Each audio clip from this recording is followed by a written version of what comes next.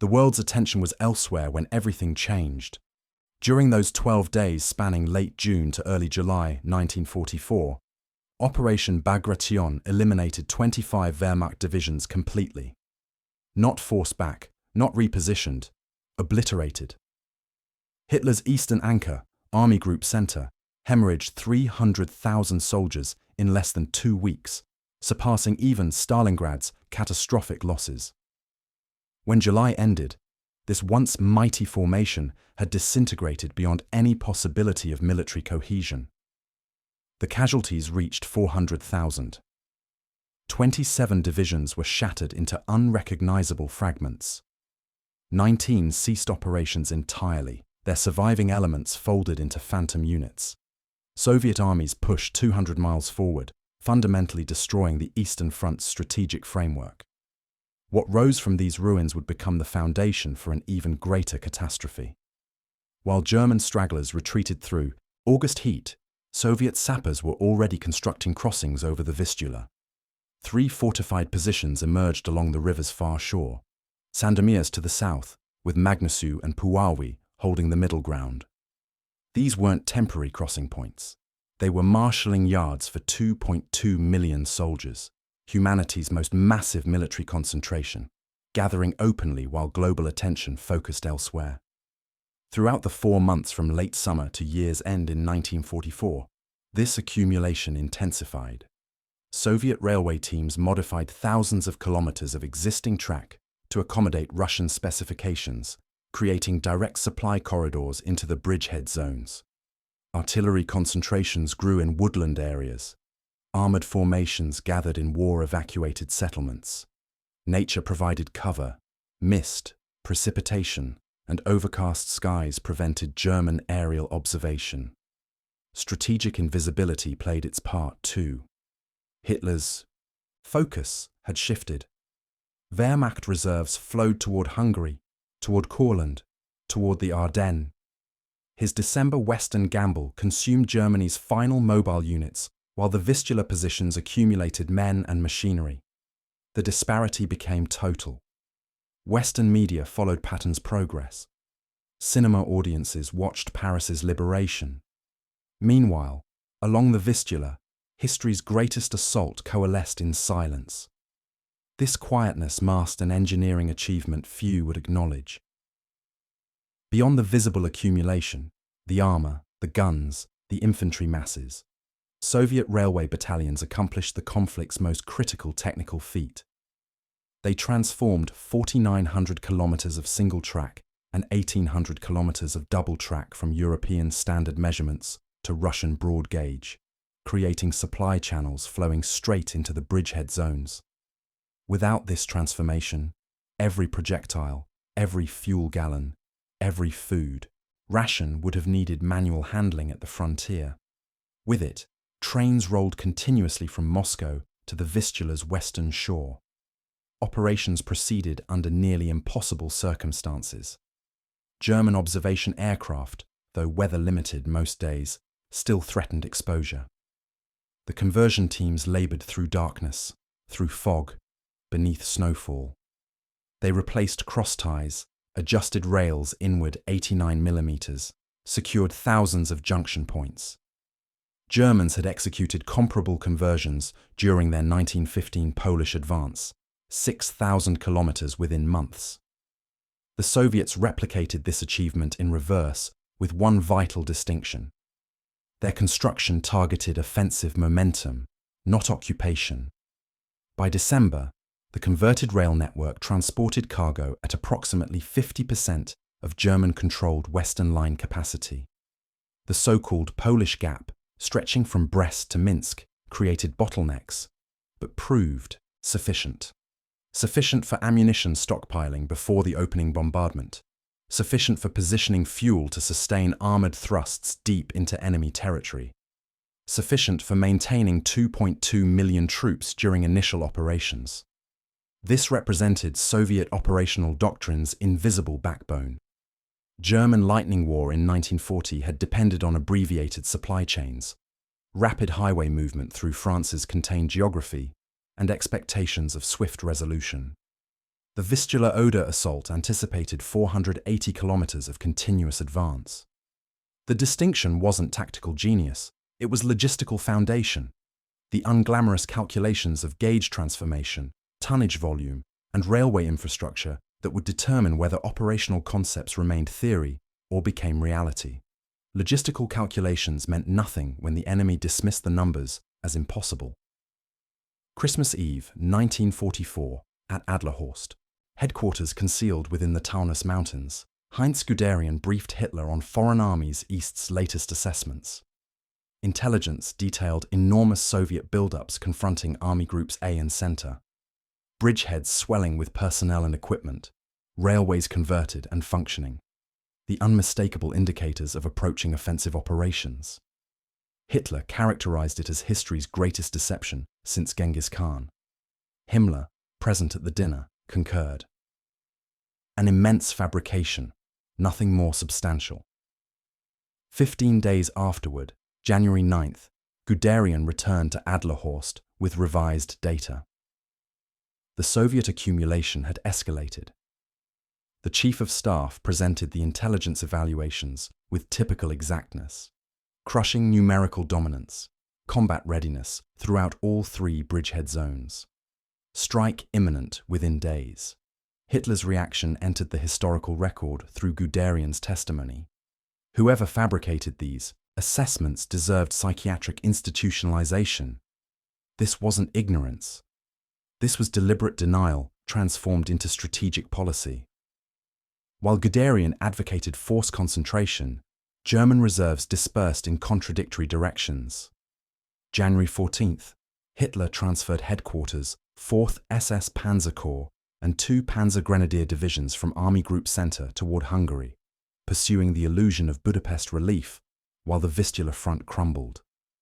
That same day, Panzer Corps Grossdeutschland shifted from Army Group Center to Army Group A, a sideways shuffle solving nothing. In Courland, 18 divisions, 500,000 soldiers, remained imprisoned in a meaningless pocket because Hitler blocked evacuation requests Guderian had submitted December 24th. Josef Harp commanded Army Group A, with depleted divisions stretched across hundreds of kilometers of Polish positions.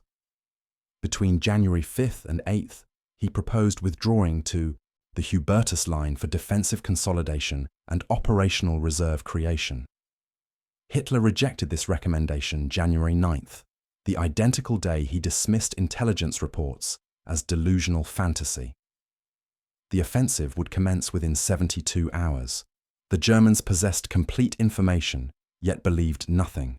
What Harp and Guderian had warned about manifested clearest not in planning rooms, but in frozen defensive works facing the Baranov bridgehead. Here, the 68th Infantry Division maintained positions under 4th Panzer Army's 48th Panzer Corps command, stretched impossibly thin confronting Konev's massive staging area. January 1st, divisional strength showed 11,697 personnel on rosters. Numbers rendered meaningless when distributed across kilometers of frontage facing what German reconnaissance could observe, but Hitler refused accepting. The front line existed as scattered, strongpoints only. Insufficient manpower for continuous trenches. 1 soldier per 15 yards of front. A dozen self-propelled assault guns total. Feldwebel Hinrich Kraus stamped his boots against compressed ice, filling his foxhole bottom, attempting to restore feeling to toes that had numbed 3 hours earlier. Temperature had fallen below -15 Celsius sometime past midnight. Now, pre-dawn darkness carried a stillness pressing against his eardrums like wadded cotton. His position overlooked frozen agricultural land east of Stasov. Behind, pine forest exhaled frigid vapor, hanging airborne like gauze. Forward, across 400 meters of white expanse, Soviet positions remained quiet, unnaturally quiet. 3 weeks running, Kraus had monitored the buildup, distant tank track grinding, artillery positioning clatter, the industrial sound of armies preparing to advance. His hands ached inside wool mittens, the leather trigger housing on his. Carabiner 98K had frozen to his palm 2 nights back, tearing skin during removal. Now scabs fractured whenever he flexed fingers. The wound leaked clear discharge that froze into glaze. The battalion had entered winter at company strength. Replacements never materialized. Remaining personnel learned sleeping in 40-minute rotations, cycling through the single dugout with its kerosene heater producing more smoke than warmth. The smoke blackened their faces. It coated their lungs until every inhalation rattled, but it provided warmth, and warmth meant survival. Kraus verified his watch. 0400 hours. His stomach cramped. Their final hot ration had been 36 hours prior. Thin potato and horsemeat broth tasting of iodine from purification chemicals. Since then, only hard bread requiring body warmth thawing before chewing without shattering teeth. He raised binoculars to his eyes. The frozen metal seared his skin. Across the white distance, nothing stirred, yet the silence felt pressurized, like the instant preceding thunder. He'd experienced sufficient bombardments, recognizing the quality of stillness before them. How sound itself seemed to retreat, as though atmosphere was being inhaled by something enormous. He pulled the blanket closer around his shoulders and waited. Precisely 0435, morning of January 12th, the convergence initiated. 4 months preparation, the railway transformation, ammunition accumulation, concentration of 13,763 artillery pieces and 14,812 mortars spanning both fronts, translated into physics. Konev's First Ukrainian Front initiated bombardment against 4th Panzer Army sectors. Overall Soviet advantage stood at 2.3 to 1, but operational doctrine meant massing that superiority at selected points. At breakthrough sectors confronting the undermanned battalions of 48th Panzer Corps, ratios reached 6 to 1. Some sectors saw Soviet artillery concentration exceeding 250 guns per kilometer of frontage. Wheels touching wheels, barrels elevated at uniform angles, crews awaiting signals. The initial shell impacted 300 meters right of Kraus's position at 0436. For one heartbeat, reality remained comprehensible. A flash, a geyser of frozen soil, the delayed detonation crack. Then the horizon erupted. The Soviet barrage didn't build progressively. It arrived at maximum intensity, a continuous detonation wall merging into singular, sustained thunder. Air pressure hammered Kraus's chest, expelling breath from his lungs. He collapsed into his foxhole bottom, pressing face into frozen mud smelling of petroleum and decomposed plant matter. Earth trembled, not vibrated, trembled as though ground itself had liquefied. Dirt cascaded from foxhole walls. Ice crystals danced, airborne, catching orange detonation glow. Each explosion generated pressure waves punching through his body, compressing organs, rattling teeth in sockets. He screamed, but sound vanished into the roar. His eardrums throbbed, then failed. Bombardment became purely visual. Flashes and geysers, and the bizarre sight of trees sheared at trunk level, upper sections tumbling in apparent slow motion through smoke. Something warm ran down his neck. He touched it, blood from his ears. Time fragmented. The barrage might have lasted 10 minutes or 10 hours. His thoughts splintered into single-word impressions. Survive. Breathe. Wait. Foxhole walls crumbled inward. He clawed at dirt, fighting to keep his head above the cascade of frozen earth threatening burial. When the first pause arrived at 0600, Kraus lifted his head above the parapet. The landscape had transformed. Where pine forest had existed, only shattered stumps remained. Snow was blackened, with churned soil. Bodies scattered across terrain, some fragmentary, others seemingly intact but motionless. A hand jutted from collapsed dugout 40 meters distant, fingers still gripping a cigarette case. Smoke tasted of ammonia and copper. Kraus vomited bile into dirt. Second barrage commenced at 1000 hours, more intense than the first. After Soviet preparation smoke dissipated, Feldwebel Kraus commanded only a platoon of combat-capable soldiers. He counted them in grey afternoon light. 37 men where his battalion had numbered nearly 400 at dawn. Others were deceased, wounded beyond mobility, or simply absent. buried in collapsed positions, obliterated by direct impacts, or wandering shell-shocked through cratered landscape with vacant expressions and no command response. His radio was destroyed. Wire communications to division headquarters had severed in the bombardment's opening minutes. Battalion Command Post 15, kilometers rearward, had either been overrun or abandoned without notification. He had no means of knowing. Orders arrived via runner at 1400 hours. Maintain the crossroads at grid reference 67 for withdrawing flank units. But when Kraus reached the crossroads with his 37 survivors, Soviet reconnaissance elements already controlled the intersection. Tank tracks crisscrossed pavement, empty shell casings littered snow. Designated withdrawal units had already fragmented or surrendered. He led his men westward cross-country, avoiding roads where Soviet armor now operated freely. They moved through frozen fields crunching underfoot, past farmhouses burning with none to extinguish them, past German soldier corpses who'd attempted fleeing and been cut down by strafing aircraft. Sunset came at 16:30. Temperature dropped further. 3 of his men collapsed from exhaustion and couldn't be revived. Kraus left them where they fell. No alternative existed. The living had to continue moving. By January 17th, Soviet machinery had traveled 130 kilometers from Vistula bridgeheads. The velocity defied winter itself. While low visibility hindered aimed artillery fire and poor flight conditions grounded air support across Poland, Soviet tank armies maintained 30 to 40 kilometers daily, a pace making the 1940 Paris race appear leisurely. France had collapsed in 42 days across 350 kilometers. The Soviets would traverse 480 kilometers in 23 days through January snow and mud against an enemy knowing the terrain. Warsaw fell January 17th as German forces evacuated ahead of Zhukov's envelopment from Magnesu and Puławy bridgeheads. No triumphant entry delayed the advance. The capital, enduring 5 occupation years, became a waypoint, not destination. By that evening, the breakthrough had expanded to 160 miles wide and 100 miles deep. A bulge swallowing German defensive positions faster than commanders could redraw map lines. Łódź fell January 19th.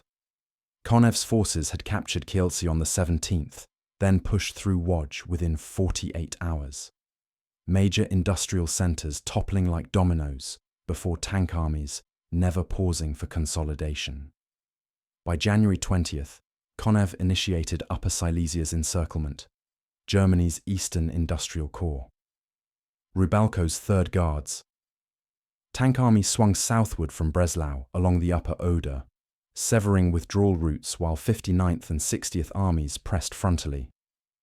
17th Army under General Schultz found itself trapped in a pocket, strongpoints bypassed by armoured columns, refusing delay by fortified cities. Operational rhythm was unrelenting. Breakthrough, exploitation, encirclement, advance, all occurring simultaneously across a front measured in hundreds of kilometers, sustained by those converted railways, maintaining ammunition and fuel flow forward matching tank consumption rates. What appeared to German survivors as crushing material dominance was actually something more sophisticated. Operational doctrine matured into practice. Theory transformed into unstoppable momentum. In 1929, Vladimir Triandafilov had written of multi-echelon attacks sustaining offensive momentum and penetrating great depths, with mass armies to overwhelm and outmaneuver opponents. His collaboration with Marshal Mikhail Tukhachevsky that year established the conceptual framework for deep battle, Gluboki Boy, a reorientation from World War I's focus on maximum contact surface across enemy frontage to maximum penetration throughout the depth of enemy defensive systems entirely. By 1933, these concepts had crystallized into Red Army's provisional instructions for organizing deep battle. By 1936, they were formalized in field regulations positioning Soviet doctrine far ahead of German doctrine. The distinction was architectural. German Blitzkrieg in 1940 had driven narrow armored penetrations through French defenses, rapier strikes pursuing operational paralysis through velocity and shock. Deep battle doctrine demanded something fundamentally different. echeloned breakthrough forces, maintaining sustained pressure across broad fronts. First echelon forces shattered defensive positions. Second echelon exploitation forces poured through before defender reconsolidation. Third echelon sustainment forces prevented the culmination point ending earlier offensives. This was deep battle doctrine's essence made manifest. Strategic mass focused through operational concentration into overwhelming tactical force at decisive points. On retreat's third night, Kraus lost 6 more men to cold. They'd found shelter in a barn outside a village, whose name he never learned. The structure offered wind protection, but none from temperature, which had dropped below -20°C after midnight. Men huddled together for warmth, sharing body heat in clusters of 5 or 6, but it proved insufficient. By dawn, 6 had stopped breathing. They died sleeping, their bodies cooling until indistinguishable from frozen ground. Kraus found them rigid, faces peaceful, limbs locked in fetal positions. Frostbite had blackened ears and noses. Ice crystals had formed in eyelashes, giving them porcelain doll appearances. No time existed for burial. Soviet forward elements were under 5 kilometers behind, their presence marked by distant tank engine rumble and small arms firecrack. Kraus ordered his remaining 31 men to move. They marched through fields where snow reached their knees. The effort was exhausting. Each step required high leg lifting, fighting against packed powder suction, then plunging forward into the next drift. Within an hour, sweat saturated their uniforms. Within 2 hours, that sweat began freezing against their skin. Between Kraus's platoon and Berlin stood fortresses, not natural obstacles but cities Hitler had declared must be defended to the last man. February 13th, Breslau became a trap for 80,000 German soldiers. An entire garrison locked inside medieval walls, while Soviet forces flowed past on both sides toward the Reich capital. General Hermann Niehoff commanded ruins, not a strategic position. His orders permitted no withdrawal. The 609th Infantry Division, 269th Infantry Division, 38 Volkssturm battalions, 15 assault guns, all rendered strategically irrelevant by Soviet operational doctrine, understanding what Hitler's headquarters refused grasping. The fortress strategy guaranteed defeat by misunderstanding war's operational level. Poznan had already demonstrated the absurdity. 20,000 defenders locked in siege. Warfare from January 14th, while Zhukov's tank armies bypassed the city, racing toward the Oder at 40 kilometers daily. Commandant Ernst Mattern committed suicide, January 23rd, rather than witness the futility. His garrison fought until February 23rd, consuming Soviet attention from 7 divisions. But the main front had already collapsed. The siege consumed German reserves without affecting Soviet operational momentum. January 31st, 1945, tank shells burst on the parade ground at Kustrin. A young German soldier recalled that moment when the fortress in name only became a fortress under siege. The Russians were there. Soviet tanks from 2nd Guards Tank Army had covered the final 64 kilometers to the Oder in just 6 days, arriving on the frozen river where ice was thick enough bearing their weight. The Oder itself became a highway. Forward detachments moved across on foot, followed by heavy weapons dragged over on sledges. Near Kienitz, Soviet engineers established the first permanent bridgehead on the western bank, while German defenders watched fires redden the sky over Kustrin and heard fighting noise from Gersig all day long. The strategic mathematics were complete. 480 kilometers in 23 days, faster and farther than France in 1940. Achieved through winter conditions against an opponent still fielding armies. Berlin lay 60 kilometers beyond the Oder bridgeheads. The death grip had closed on Berlin, but offensive velocity had opened a killing ground behind the front. On East Prussia and Silesia's frozen roads, millions of German civilians fled westward in January 1945, pulling handcarts and sledges through temperatures dropping to -18°C. Nazi promises of victory and Führer protection had shattered. Now families dragged belongings through driving snow while Soviet columns advanced faster than refugees could escape. The trek became a death march. Columns stretched for kilometers across the frozen Friesches Haff, a desperate crossing toward the Vistula Spit and Baltic ports. Soviet aircraft strafed the ice. Explosions shattered frozen surfaces. Horses, wagons, and screaming people plunged into black water. Children froze overnight in ditches, quickly covered by drifting snow. The elderly collapsed from exhaustion and were left behind, becoming dark shapes along the route. The maritime disaster eclipsed all others. Evening of January 30th, Soviet submarine S-13 under Alexander Marinesko fired 3 torpedoes into refugee ship Wilhelm Gustloff, steaming from Gotenhafen. The torpedoes struck at 21:16, bow, swimming pool deck where naval auxiliaries quartered, engine room. The ship carried over 10,000 souls, mostly women and children fleeing East Prussia. Survivor accounts describe the water, the initial sharp pain throughout body already numbed by sub-freezing water. The sensation loss almost pleasant, and the realization of fighting to maintain consciousness and survival will. Around floated bodies like dark, pitiful rag bundles, some crying, some praying, some screaming. The ship sank in 50 minutes. 9,343 drowned in the frozen Baltic, history's deadliest maritime disaster, forgotten in the offensive's shadow. February 2nd, 1945, the Vistula-Oder Offensive officially concluded.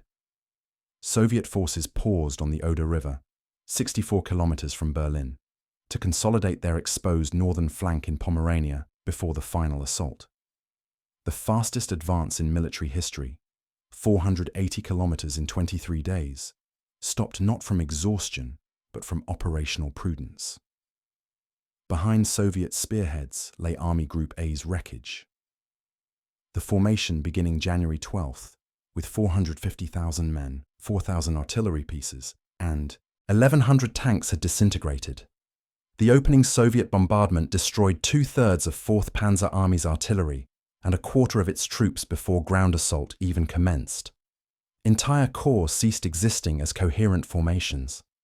Divisions holding the Vistula line became scattered battle groups retreating westward through snow and freezing temperatures, abandoning equipment along roads choked with civilian refugees. The Vistula-Oder advance's speed and scale vanished into what historians would later call the Cold War memory hole.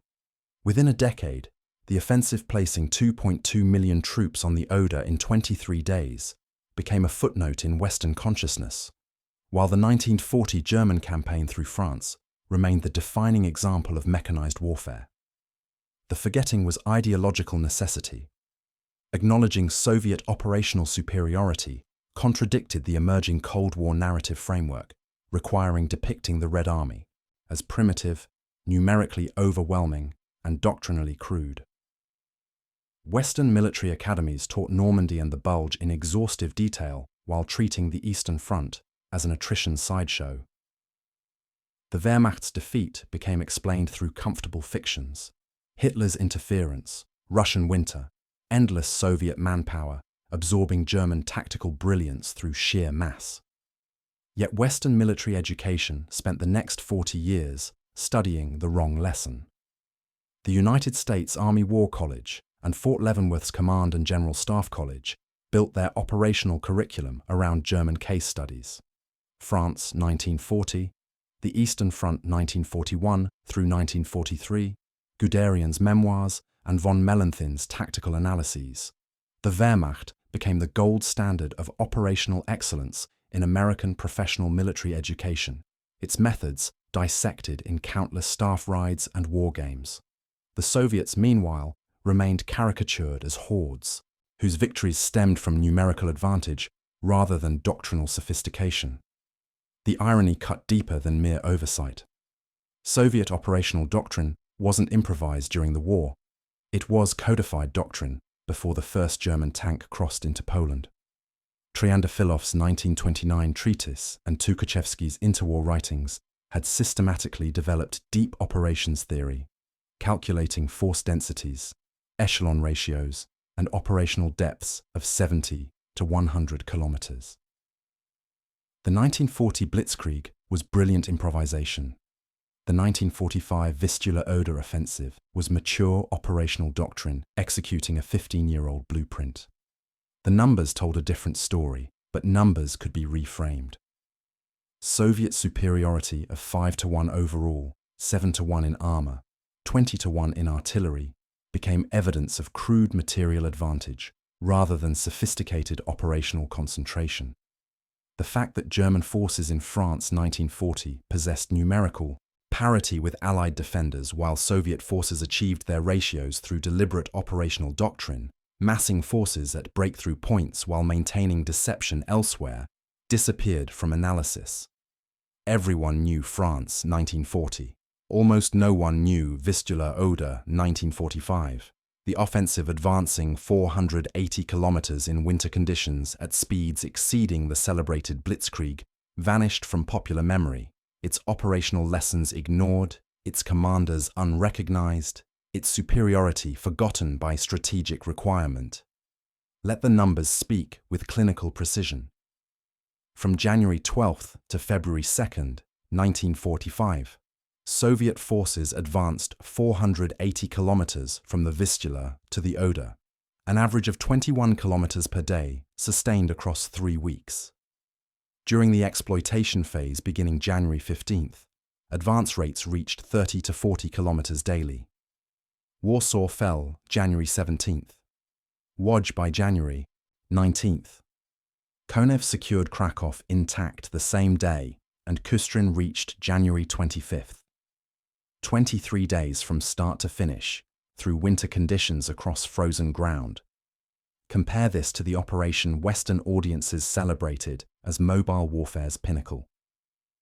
The German invasion of France in May-June 1940 covered approximately 350 kilometers from the Ardennes to the Channel coast over 42 days, an average of 8 kilometers per day.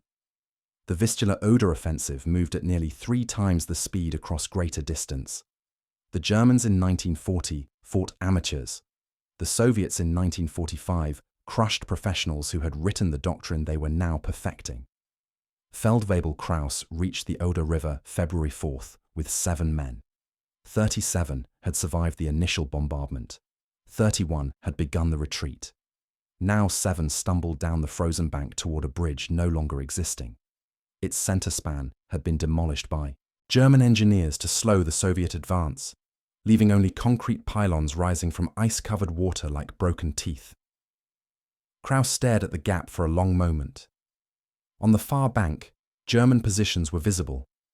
Sandbag emplacements, a machine gun nest, figures moving in grey morning light. Safety, home, everything he'd marched 400 kilometers to reach. Between him and the western bank lay 200 meters of frozen river. The ice, one of his men said, his voice hoarse from cold and exhaustion. We can cross on the ice. Kraus looked at the surface. The Oder was frozen solid. Temperature hadn't risen above freezing in weeks, but the ice had been weakened by artillery fire. Craters marked where shells had struck, their edges refrozen into irregular patterns. Dark patches indicated where the surface was thin, where water moved close beneath. He had no choice. Single file, he ordered, 10 meters apart. If the ice breaks, the rest keep moving. They descended to the riverbank and stepped onto the frozen surface. The ice groaned beneath Kraus's boots, a sound he remembered from the HAF, from the refugees he'd passed on the roads, from the bodies that had floated in black water after the ice gave way. He took a step, then another. The far bank seemed impossibly distant. Behind him, his men followed in a ragged line, their footsteps crunching on the frozen surface, their breathing loud in the morning silence. One of them was crying, the same young replacement who had cried during the march, who had lost 2 fingers to frostbite and wrapped the stumps in bloody rags that had frozen solid. Kraus was halfway across when the ice cracked. The sound was sharp, percussive, like a rifle shot. A line appeared in the white surface ahead of him, spreading left and right with terrifying speed. He froze, not daring to breathe as the crack widened into a fracture revealing dark water beneath. "Don't move," he called back. Nobody move. The ice settled. The fracture stopped spreading. Kraus exhaled slowly and took a careful step to the right, avoiding the weakened section. His boot found solid footing. He shifted his weight. The ice he'd stepped on gave way without warning. The water was black and cold beyond comprehension. Kraus went under before he could scream, the ice closing over his head like a trap door. The current pulled at his legs, dragging him beneath the frozen surface, away from the hole through which grey light filtered down. His uniform, waterlogged, became an anchor. He clawed at the ice above him. His fingernails tore. Blood clouded the water around his hands, dispersing in dark ribbons. The ice was solid. The hole already 3 meters behind him, unreachable, the current pushing him farther with each second. His lungs burned. Air bubbles escaped his lips and pressed against the frozen ceiling, trapped, going nowhere.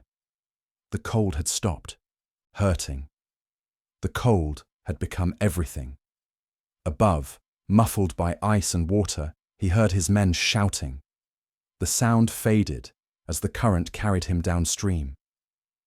Feldwebel Hinrich Kraus had survived the Baranov bridgehead, the bombardment reducing his battalion to a platoon, 400 kilometers of retreat through frozen Polish countryside, the death of 30 of his men to cold and exhaustion, and Soviet bullets.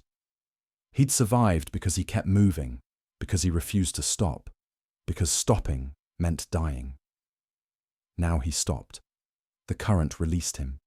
His body settled against the underside of the ice, suspended in water darker than any night he'd known. His arms floated at his sides. His eyes remained open. Above, his 7 surviving men continued toward the western bank. They didn't look back. If you enjoyed this story, hit subscribe for more World War historical deep dives every week. Thanks for watching.